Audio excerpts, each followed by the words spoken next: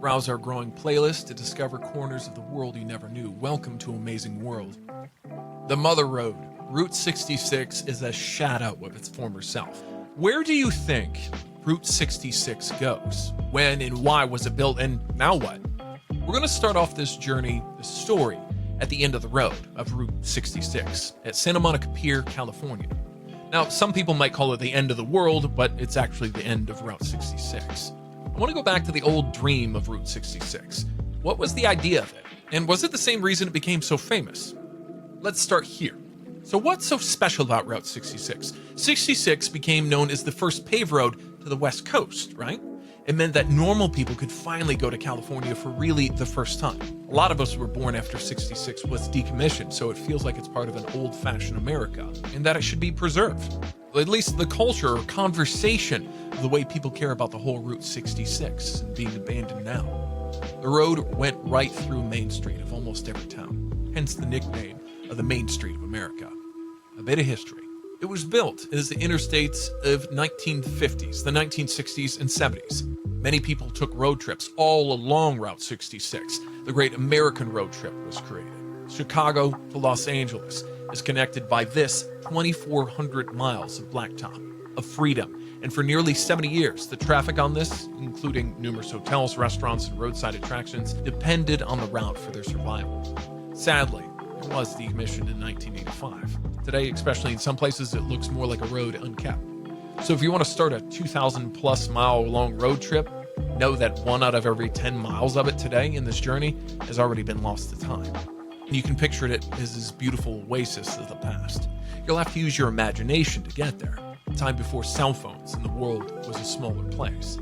Today, now, it only takes a few miles on the road to see the downside of what's left of some places Route 66. We have hotel signs with no motel. We have an airstream with no streaming air conditioning, all thanks to one federal interstate act that meant that parts of Route 66 had to be upgraded, replaced, or bypassed entirely in those towns and places with it. Right here is Route 66, the OG. And right there is the highway that went to replace it. But be prepped if you want a road trip, for there are still tons of stretches with no exits, no turns for easily 50 miles at a time. But let's not get ahead of ourselves. Route 66 golden years. There's a little piece of history you might want to leave for somebody else. This road connecting America's east and west has been a symbol of prosperity. All of these people trying this road to lead to their own American dream. That is, until you get to a place where you don't want to be. Then it's an American nightmare for you, for damn sure. There are tons of places with those 50-mile stretches, like Newberry Springs and Baghdad, California, that are now dead zones, that those two towns lived and died by the highway. Fast forward and drive through the night and you'll be in Flagstaff, Arizona, a place where the streets of downtown can't let you be lost because they run in alphabetical order from Route 66. Keep going through Arizona and there's Twin Arrows. Route 66 is famous for its kitschy roadside attractions and old trading posts. Route 66 cuts right through the middle of the Navajo Reservation in northeastern Arizona. The famous Blue Swallow Motel is one of the last remaining motels, it seems like this, in the area. The heart of Route 66 was the automobile, and when Route 66 died, anything that was tied to the automobile went with it. Motels, gas stations, repair shops. People were banging down the door to visit back in the day. Maybe that's why the Disney animation movie Cars featured the Red Rock area heavily. Just saying. People from all over the world have visited Route 66. Even now, it's definitely thriving in some ways, as there are a lot of people who just want to experience what America was like before cell phones. The Mother Road, in a way, you could say, is a community of people that want to share the history that is around Route 66. Back on the road, the Main Street of America, passing closed motel after closed motel, gas station after closed unique shop, and ranch store, all closed. We're starting to get close to the idea. We get it now. Well, the road turns dirt here, and we're about to come on our first bit of road that was just given up on for old Route 66. Next up, Glen Rio. Even though the population was never more than 30, it at the time was infamous for being a rowdy pit stop on Route 66 from the 30s until the 40s, until the 50s, 60s, and 70s, when travelers started speeding past on the brand new highway. Now it's just as famous for its stories as being a ghost town. Towns closed up shop like this all across the nation.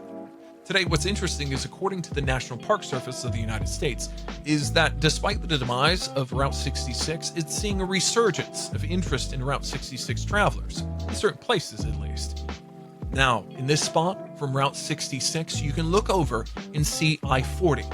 It's the new interstate, designed, you could say, as a replacement for Route 66. Sort of an interesting juxtaposition in this town, present-day America, in the past and the modern way of life, side by side. What's fun is on Route 66, it runs directly beside I-40. And here, there are places you don't have to share the road with anybody. Enter Oklahoma. We've been to California, Arizona, New Mexico, Texas, and now we're already in Oklahoma. Texola flourished for years because Route 66 ran through it, and you can still get to Texola from an I-40 exit, and it's probably the only reason why it's not a ghost town today. It seems like for Route 66 to survive, Americans need to come off of I-40. It'll be an exercise to maybe just slow down and relax for the rest of us. The whole point to driving old Route 66 is to experience an America that's disappearing and fast. A guy named Michael Wallace, who is a Route 66 historian and writer, will welcome you to Tulsa and welcome you to a very important part of Route 66 we recommend a visit. The reason this spot is so important is because it was literally where East meets West, where you can cross that bridge and you really are in the American West. Check out Mr. Wallace's work for more. He's been working to reopen the bridge for pedestrians and to create a Route 66 visitor center. But for those who see the bigger picture, it's not just about nostalgia, it's a metaphor for the American way of life, and how it used to, and still in some ways, gives us a chance to expose that part of the good and bad and ugly. And according to Michael, quote, people said you should have been here in the 30s and 40s. It was just the way of life. On to Kansas. According to Mental Floss, traffic exceeded capacity of Route 66. Route 66's popularity led to traffic swelling beyond its 2-lane capacity. Interestingly, it was so good, it outdid itself. So, boom, welcome to Kansas. Way back in 1929, this was actually the first state to pave Route 66. All 13 miles of 66 in Kansas. Welcome to Missouri. Here, there's no shortage of nostalgia for the Mother Road here. Another reason for 66's demise was, according to the Smithsonian, that once the interstate highways were built, which provided faster travel than Route 66, ultimately led to the road not being in as much use as it was. Here, we come across a bit more of a controversial part of the leg of our journey, all in Route 66's long history. Along Route 66 here, it's known that about 44 of these 89 counties were sundown towns. What does a sundown town mean? A sundown town was an all-white community, and many of them had signs that said, "Don't let the sun go down on you here." It's important to remember because not all people think about the Great American Road Trip being dangerous for you because of the color of your skin. It's important to never forget, people suffered violence and discrimination along this road, and sundown towns filled the American landscape. Life is a journey. We must keep progressing as people, learning to love and grow.